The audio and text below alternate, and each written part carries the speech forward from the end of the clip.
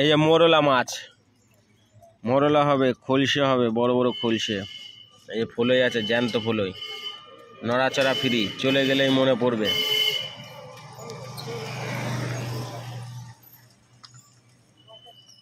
এখানে আছে চাঁদা,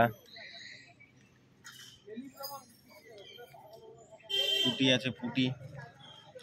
তো সকালে ভিড় লেগে গিয়েছে মাছের দোকানে, এই সব মাছ নিতে চলে এসছে। দেখেন এখন মোরলা মাছ বাছাই চলছে, সুন্দর মোরলা।